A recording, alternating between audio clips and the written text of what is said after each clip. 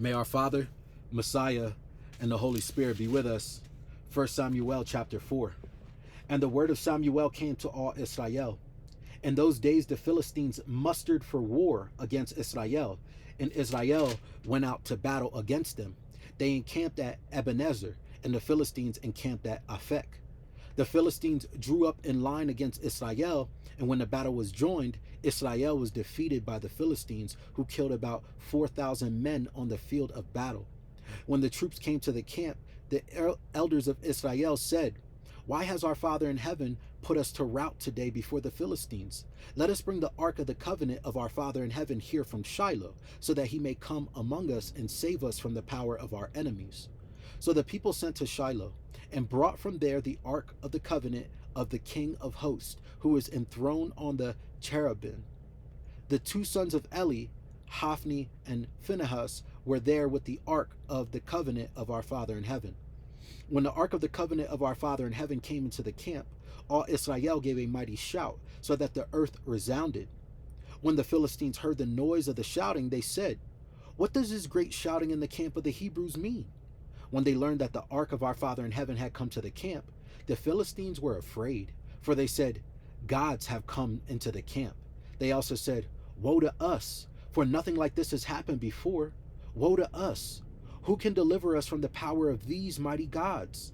These are the gods who struck the Egyptians with every sort of plague in the wilderness. Take courage and be men, O Philistines, in order not to become slaves to the Hebrews as they have been to you. Be men and fight." So the Philistines fought. Israel was defeated, and they fled, everyone to his home.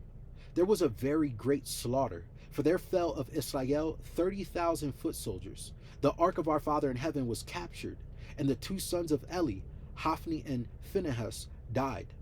A man of Benjamin ran from the battle line and came to Shiloh the same day, with his clothes torn and with earth upon his head. When he arrived, Eli was sitting upon his seat by the road watching, for his heart trembled for the ark of our Father in heaven. When the man came into the city and told the news, all the city cried out. When Eli heard the sound of the outcry, he said, "What is this uproar?" Then the man came quickly and told Eli. Now Eli was 98 years old when his eyes were set, so that he could not see.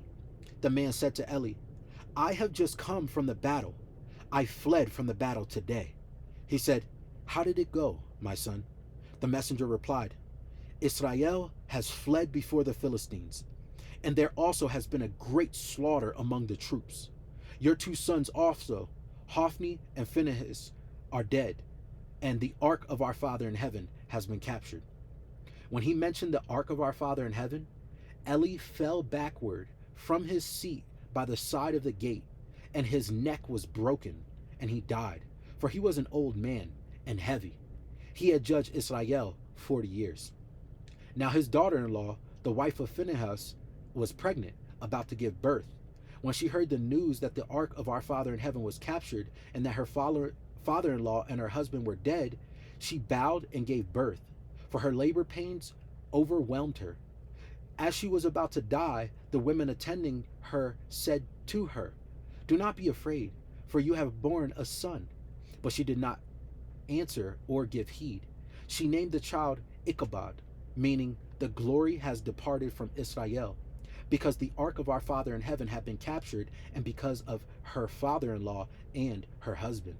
She said, "The glory has departed from Israel, for the ark of our Father in heaven has been captured." Chapter 5. When the Philistines captured the ark of our Father in heaven, they brought it from Ebenezer to Ashdod. Then the Philistines took the ark of our Father in heaven and brought it into the house of Dagon and placed it beside Dagon. When the people of Ashdod rose early the next day, there was Dagon fallen on his face to the ground before the ark of our Father in heaven. So they took Dagon and put him back in his place. But when they arose early on the next morning, Dagon had fallen on his face to the ground before the ark of our Father in heaven, and the head of Dagon and both his hands were lying cut off upon the threshold. Only the trunk of Dagon was left to him. This is why the priest of Dagon and all who enter the house of Dagon do not step on the threshold of Dagon in Ashdod to this day. The hand of our Father in heaven was heavy upon the people of Ashdod, And he terrified and struck them with tumors, both in Ashdod and in its territory. And when the inhabitants of Ashdod saw how things were, they said, "The ark of the God of Israel must not remain with us, for his hand is heavy on us and on our God Dagon." So they sent and gathered together all the lords of the Philistines and said, "What shall we do with the ark of the God of Israel?" The inhabitants of Gath replied, "Let the ark of God be moved on to us." So they moved the ark of God of Israel to Gath. But after they had brought it to Gath, the hand of our Father in heaven was against the city, causing a very great panic. He struck the inhabitants of the city, both young and old, so that tumors broke out on them. So they sent the ark of God, so they sent the ark of the God of Israel to Ekron.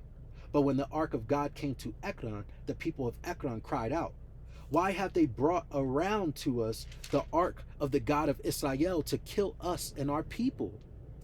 They sent therefore and gathered together all the lords of the Philistines and said, "Send away the ark of the God of Israel, and let it return to its own place, that it may not kill us and our people." For there was a deathly panic throughout the whole city. The hand of God was very heavy there.